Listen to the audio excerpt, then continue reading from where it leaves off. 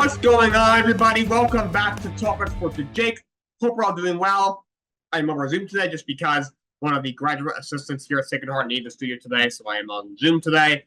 Well, let's get this ball rolling. So the Minnesota Vikings extend Christian Darrisaw 4 years, $113 million, with $77 million guaranteed from a first-round pick in 2021 by the Vikings out of Virginia Tech.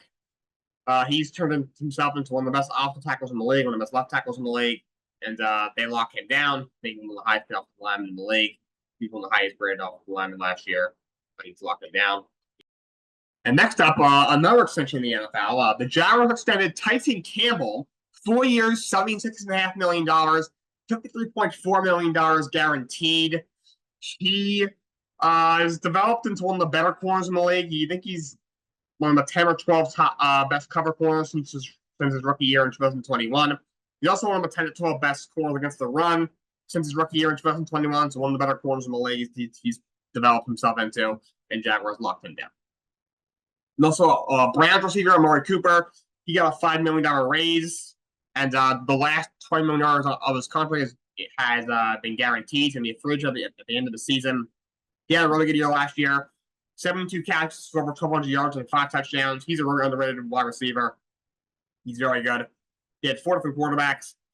Deshaun Watson. He had, what was his name? Dorian Thompson-Beckham, the rookie that they took. He had somebody else. I think it was P.J. Walker, and then of course at the end he had Joe Flacco. They still over 1,200 yards last year. He gets a raise, and then the rest of his contract has been guaranteed.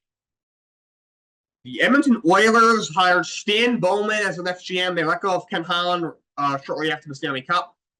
And after 5 years, they're rolling Stan Bowman. To me, this is just a disgusting hire. Obviously, he won the Cups in Chicago, but the fact that his response to the whole Kyle Beach lawsuit was just pathetic. The fact that he's getting another chance is really, really sad. The Oilers should be ashamed. Their fans should be ashamed, and the NHL should be ashamed. I don't understand. If you read any part of the lawsuit, with Kyle Beach, if you read any part of that, heard of it at any point, you should know this is just a horrific hire. Why guys like him get second chances in anything in life is just mind-boggling to me. I hope he fails, and I hope he gets fired very, very soon. The Indiana Pacers extend Aaron Nemhard 3 years, $59 million. He had a good season this year. Youngster, he averaged 9 points a game. He shot 49 from the field, 35 from 3, 80 from the line. For a solid year, decent scorer. He shot the ball pretty well, and he's still very, very young. And Indiana locks him down. And that will bring me to my NFL offseason series. We're finishing up today. The last 3 teams we have to cover is the Cleveland Browns, the Green Bay Packers, and the Arizona Cardinals. Starting with the Cleveland Browns. Look, Nick Chubb is still on the team. We don't think I let him go. He's still on the team. They placed him on the pup list today. So he needs to start training him. He seems to do that a lot with guys, guys coming off injuries. We will see what they do. Didn't do a whole lot in the offseason. The big thing is, can Deshaun Watson recover when he was in Houston? Not sure if he can, but also that's the big storyline for sure. So we will see what they do there. But didn't do a whole lot in the offseason. Look, if he goes there and plays well, they have a very good team. He obviously, to me, Kevin Stefanski's definitely on the hot seat.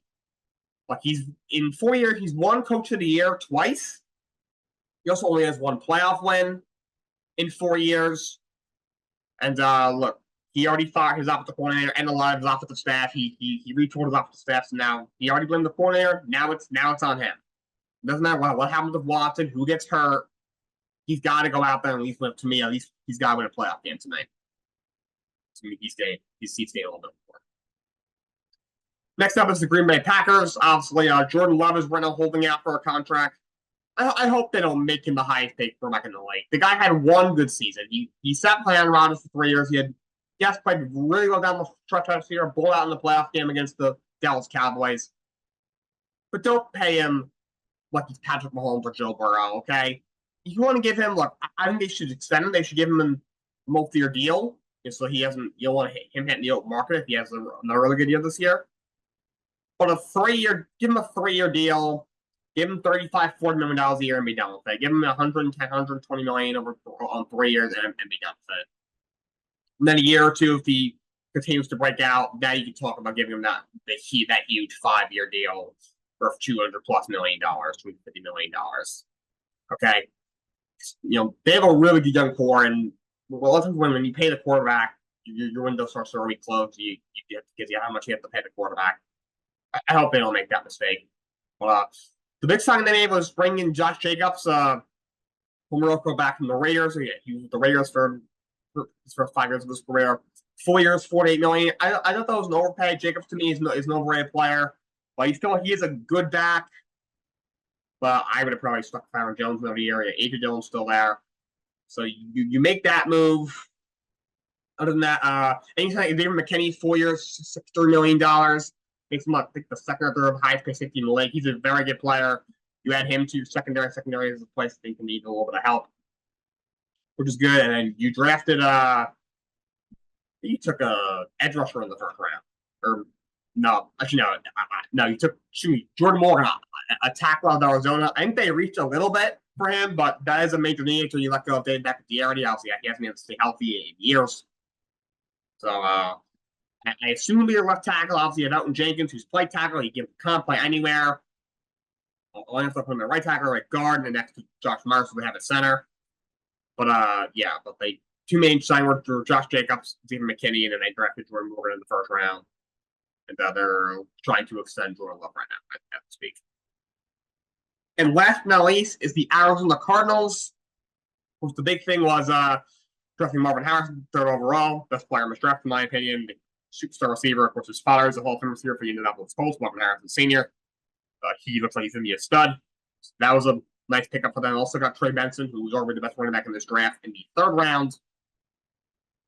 Which I thought was a very good pickup. I can see him taking over the starting range from James Conner at some point this season. Otherwise, look, they have a young team. Obviously, Kyler, I've never been a fan of him by any means, but I think if he's healthy, he could be a decent starter. You have a young coach in Jonathan Gannon. You got a very young team. I think they should be a little bit better. Obviously, having Kyler healthy, you have a true number one receiver in Marvin Harrison Jr. So that will definitely help. You should have a little bit of running in if James Conner could stay healthy. Now you add Trey Benson into the mix. Your young defense gains another year of experience. That should help them a lot. And but they're still a very young team. All right, that's my NFL offseason series. Hope you enjoyed it. Probably will do power rankings and some division by division stuff next. Next the plan for the next week or two of my show. Right before we wrap up today. But last but certainly not least, I'm doing my MLB trade deadline preview. Trade deadline, I believe, is a week from today, or they may have pushed to August 1st, and so that'll make it next Thursday. But by a week after my trade deadline, there ain't no trades have happened yet. From my hearing, in the coming days, we could start seeing some more trades. But I'm going to identify who I think, what I've heard, and just from observing and being a baseball fan, who I think are going to be the buyers and the sellers. And for the sellers, I'm over who I think they will be selling. So the buyers, from what I've heard, I think the Phillies are going to buy. They're the best team in the league right now. I heard they're looking for some starting pitching help, which is interesting because they have a pretty good rotation. Aaron Nola has been good. Zach Wheeler was an all-star. He's been pretty good this year. He turned into a really good starting pitcher since they signed him. Ranger Suarez has had a great year. Christopher Sanchez has had a breakout year. Apparently they're looking for one more starter. They have a really good lineup. I think Bryce Harper's a stud. Schwarber is one of the best home run hitters in the game. Trey Turner is a great player. He's had a phenomenal year. Alec Bohm has had a breakout season at the best year of his career. Romuto's still a good player. There's Castellanos, especially whenever there's a tragedy or something newsboard. That guy, are you trying to give him a superpower or something? Every single time there's either a tragic event or something extremely newsworthy happens, he hits a home run. I don't get it. Alfred started with the Von Brenneman. He hit the slur on the hot mic and he did the apology, and then he apologized and hits a home run, and then he went back to announcing the game and back to the apology, which obviously is a very famous clip. Like when the Queen died, he had a home run. When former President Donald Trump, who's of course they're running for president again, was almost assassinated, he went yard. when the current president Joe Biden decided he's not going to run for re-election. He hit a home run right after that was announced. And there's a bunch of other things. It's crazy. When that bridge collapsed, he hit a home run. It's wild. It's insane. I think I read he hit a home run a day after the United States caught Osama bin Laden. That was his first career home run of his minor league career. It's insane. How deep it goes. And he's a very good player. He's a very good hitter. And their bullpen's held up pretty nicely. Craig Kimbrell's pitched well out of the closing role for them. He still got it. I think he's a little older, but he's still a very good closer. Future Hall of Famer, in my opinion. I could see him looking for another bullpen arm or two. You can never use you always use as much bullpen as you can get. Bullpen is extremely important in the postseason. That's the one part where they could be a little bit better. They have plenty of offensive firepower. I think they have a very good rotation. I think our left rotation of Zach Wheeler, Aaron Nola, Angel Suarez, and Christopher Santos can definitely get the job done. But their bullpen gives a little more depth. We'll see if they go after that. Atlanta Braves, they've been struggling. They've had players only meeting. They've been struggling. Have not been as good as we thought. I've talked about it many times. Offensively, they have struggled. Lose Ronald Acuna for the season back in May. Matt Olson has regressed after being an MVP candidate last year. Randall Arcia has been really bad this year. Even though Zuna, Houston also, he's been struggling. So a lot of guys have not had the years that we're accustomed to them having. So they've struggled offensively. We'll see if they go after another bat at the deadline. And then when Acuna got hurt, they said they were going to look from their active bat. They're going to try to fix that in-house. Obviously, it hasn't worked. We'll see what they do. The Mets, when I'm hearing they're going to go after some bullpen help, as a Mets fan, please do. They've put together offensively, and they're in a little bit of a power hours right now. Alonso, although his last couple of games he's come alive a little bit. He had a couple hits last night. He's been struggling.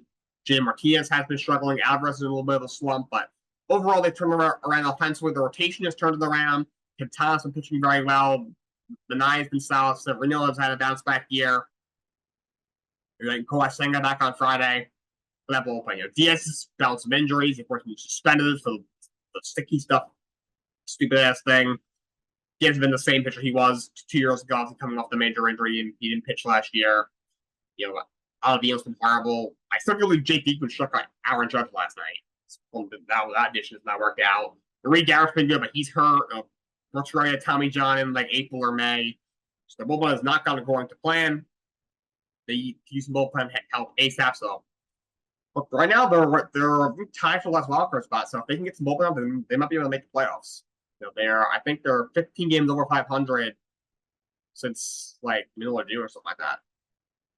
They've been playing some really good baseball for a while now after a really bad start. Last 2 months or so, they've been one of their teams in the league.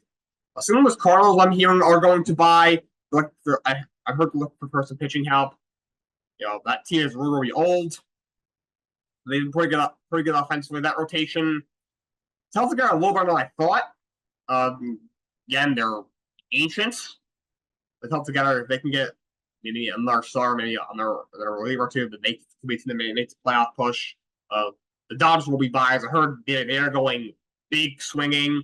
They want that right. Obviously, Faltani, Mookie Betts, all these guys. And they've had a lot of injuries. Mookie Betts still out. They've had a lot of injuries to the rotation. You finally got Kershaw to make his season debut. You have a lot of guys out. But if they can get their starting rotation healthy, I heard they're looking at some big fish like Garrett Crochet or something like that for the White Sox. So see what they do. I'm sure they'll do something. Baltimore Orioles are now the best team in the American League. They've had a phenomenal year. They could probably use another piece in the bullpen. The rotations had a lot of injuries, but they've actually held together very nicely. The Corbin Burns position has obviously been a huge pickup for them. They're really good offensively. The Yankees got to do something. That lineup is hilarious.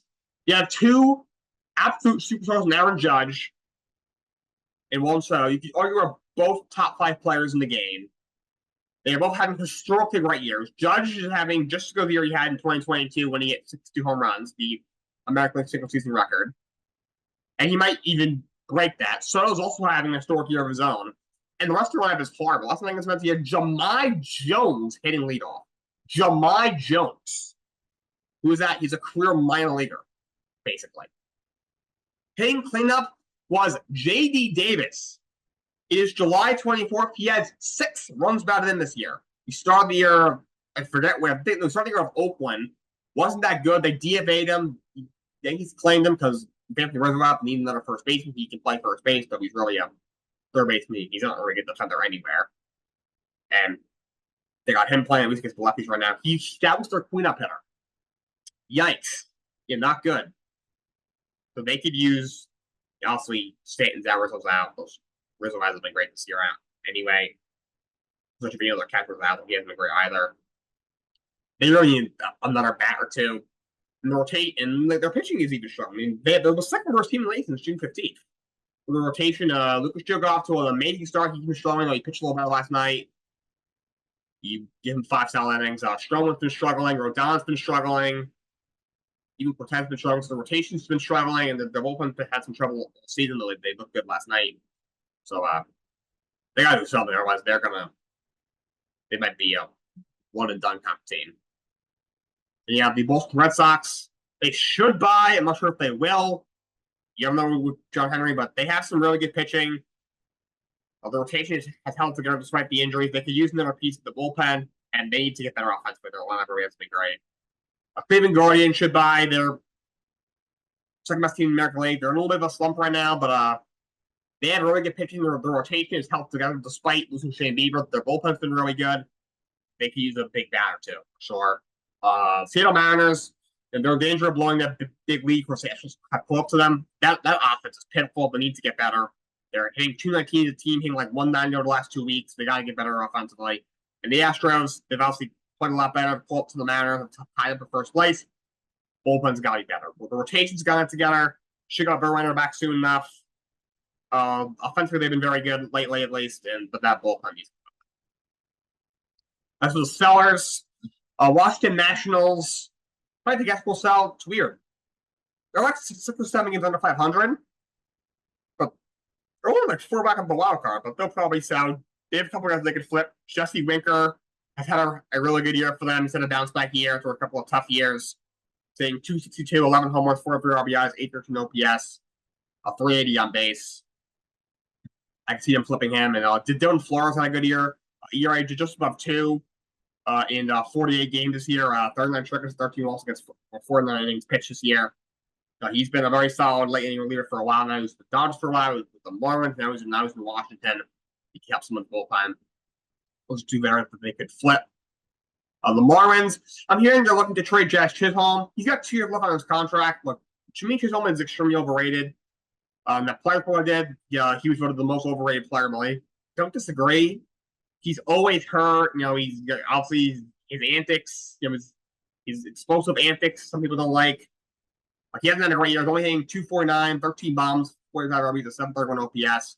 But he's a versatile defender. He's a good hitter. He's should be hitting a little better than he is this year. It's not been his best year, but the guy's always hurt.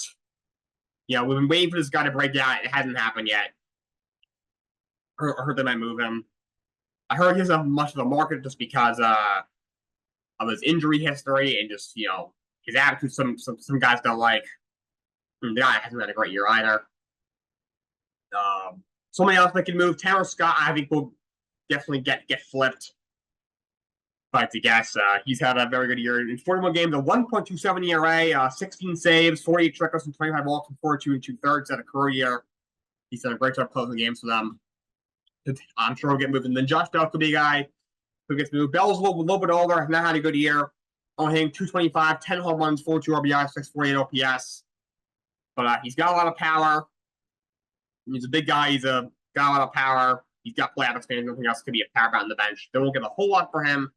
He could be someone, maybe if you have power on the bench, you need an upgrade in the middle of your lineup. He could be an option. We'll get a whole lot, but maybe you get something for him. Money here in the Cubs are more likely going to sell. They've been a team like, yes, they're 5 under 500, but they're only like 3 or 4 into that wild card spot because National League's so wide open. I think Bellinger will get moved. So he ended up re-signing only for a year. Has not had the year he had last. Has been bad. He's hitting 269, 9 home runs, 37 RBIs, and 742 OPS. So he's regressed. He's obviously a guy that had a weird career. He won MVP with the Dodgers, 2019. Then he was horrible for a few years. They non-tendered him. Cubs picked him up last year. He had a bounce-back year, had a phenomenal year. He won a long-term deal, couldn't get it. Yeah, sell for like another lucrative one-year deal, and has regressed a bit. Not as bad as he was a couple of years ago, but not as good as he was last year. He's still like he's a guy. He's a great outfielder. He can play first base. He's had an okay year at the plate. He has a World Series ring in the pandemic here with the Dodgers. The first ring, but there's a ring, a lot of playoff experience. For someone could use them if they want to boost in their outfield. Also, they'd be willing to listen on Justin Steele. He's turned to one of the best young starting pitchers in the game. He still has 3 years of club control. It will take a fall to get him. 15 starts, a 3.07 ERA, and 91 innings pitched.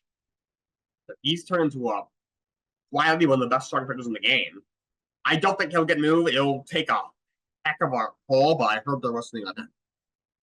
Colorado Rockies, they should sell. There isn't a whole lot to sell. I mean, I'm convinced they just have walk-ons on there. Troy Blackman, by the way, I find it hard to believe that Troy Blackman's 37 years old. I don't know why. But look, he's not the same player anymore, obviously. Is here hitting 253, 7 home runs, 34 RBIs, 7.8 OPS. He's been there his whole career. He deserves a chance to win a championship. I'm not sure if they will, but they should flip him. He's going to be a free agent at the end of the season. They should flip him. Send him to the Dodgers or the Orioles or something. Give him a chance to win a championship. But he's not a good outfielder anymore. But he's still an okay hitter. Something to boost in the back half and went up. Maybe a bench bat. He can fill that role. Just a veteran leader. Make him move. They should flip him. Up next is the Tampa Bay Rays. I hear they're shopping Randy Rosarena. I don't know what happened to him this year. He has completely fallen off, hitting just 211, 15 home runs, 35 RBIs, 7.0 OPS. He emerged over the last couple of years as one of the best young bats in the game, but it's fallen off. I heard they're shopping him a little bit. I heard they're listening to Isaac Paredes, who's had a great year. He's got 3 years of control left. He's hitting 252, 16 home runs, 51 RBIs, 803 OPS. So he's been really good. Zach Eflin's a guy who is on the block. He's due $18 million next year and last year of his deal. He's been a good pickup for the Rays overall. It's a solid starter. If we're having not really turning into the guy that the Phillies thought he was going to be. Not as good as he was last year in 18 starts, 4.14 ERA, over 104 innings in a third, but something got boosted in the middle of the rotation. He could probably provide that. No, and I think the flip on the Rosario. Rosario's had a good year. He's hitting 309 this year for them.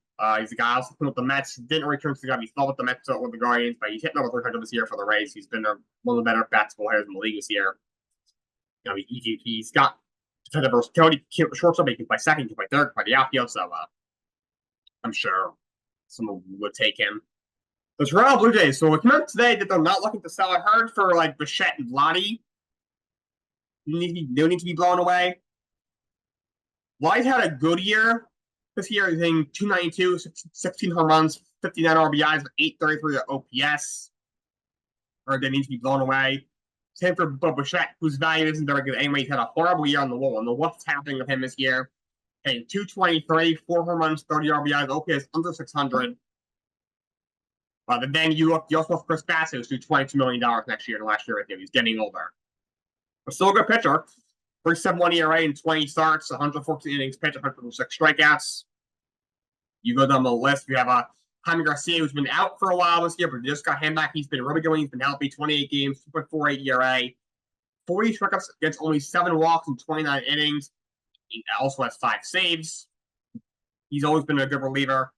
Yusei Kikuchi's going to be a free agent. He's had a better year this year, but not great. 4.5 ERA in 21 starts, 125 strikeouts, 111 innings pitched. And then you have Kevin Kiermaier. He had a good year at the plate finally last year, but had regressed at the plate this year, hitting 195 of 5.2 OPS. But he's a Gold Glove caliber outfielder, so he'll need some better defense in their outfit. He could be a guy they could flip. And Justin Turner, he's had a great career. He's always been a great hitter, but it looks like he's pretty much done. Only hitting 228 of 6 OPS. Maybe someone will take him as a bench batter or a veteran leader. He does have a World Series championship.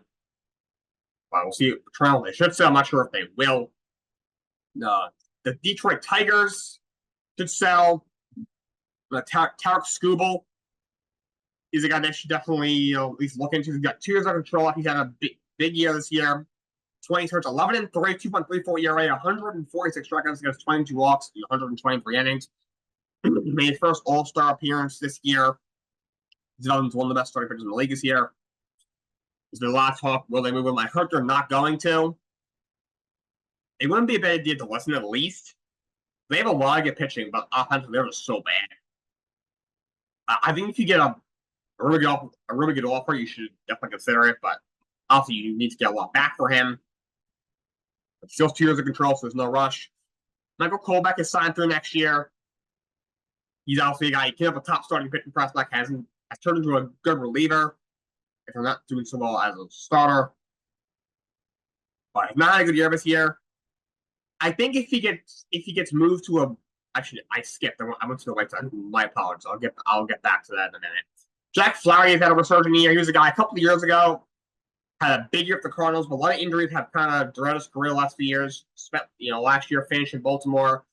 Detroit gave him a 1-year deal, and he's had a resurgent year. 17 starts, 3.1 for ERA, 127 strikeouts against 17 walks in the 102 third innings. I'm hearing he'll definitely get moved. Someone needs some help in the rotation. I'm sure we'll take him on. Andrew Chafin's got a $6.5 million club option next year. He's been around for a long time, veteran left-handed reliever. Kind of like world traveler. 3.4 ERA in 38 games this year, 33 in 2/3 innings, 44 strikeouts against 15 walks. Has a save on the air. You never have enough left-handed relief pitching. Someone should take him on. Mark Connon, I heard they're looking to flip. He hasn't been great this year, though. Hitting 236, 7 home runs, 36 RBI, 71 OPS. He's a good bet to have, but he's past his heyday. We'll see if they could get something for him. And then Gio Urshela, that's going to pass his heyday. He just 254 with 630 OPS this year, only 32 RBIs. But he's a good vet to have and is a really good defender at third, can play all over the field. Got some playoff experience with the Yankees. Over to the White Sox, obviously I mentioned Michael Kolbeck. He has not had a good year for their closer. 4.5 ERA, only 9 saves. The team only has 17 wins. I think if he goes to a better team, he'll pitch a little bit better, but he's had a bit of a down year. He's got another year left. Garrett Crochet's been the big talk. He made his first All-Star team this year. In 20 starts, the ERA of 3.02, 150 strikeouts against 23 walks, and 107 in the third from a first-round pick has developed into a young star into making it as a starting pitcher. He got 2 years left. I think they should move him. The team's going full on rebuild. They are not going to be a competitive team in 2 years. I'd move him. They should blow his team up. Obviously, you already started doing that. You traded Dylan Cease at the very beginning of the year to San Diego. You've sent a bunch of pieces away, obviously. But Eric Fetty could be a guy who's due $7.5 million next year. He's a 2.98 ERA in 20 starts at a career, 104 strikeouts, 117 2/3. He can help someone's rotation. Guy came in with the Washington Nationals. I think was on the World Series team in 2019. I don't think he had a very big role, but I think was on that team. Tommy Pham has regressed into a hot start still. 259 on the year, 724 OPS. He's got a lot of playoff experience. He's a good vet to have, obviously. He's been around. Luis Robert, he's an interesting one. He's due $50 million next year. Has 2 $20 million club options. He's had an injury-plagued year this year. Only hitting 232 with 11 home runs, only 23 RBIs, 781 OPS. They should probably wait when his value is a little higher, but I heard they are listening on him as well. But all right, that's all I got for you guys today. No podcast tomorrow because I'm working. Friday, not sure. If so, it'll probably be over Zoom. Then I'm going to go home for a few days. So starting Monday, I'll probably be on Zoom for most of next week. And hopefully the following week, I'm in the studio for the most part. But until next time, so long. Have a great day.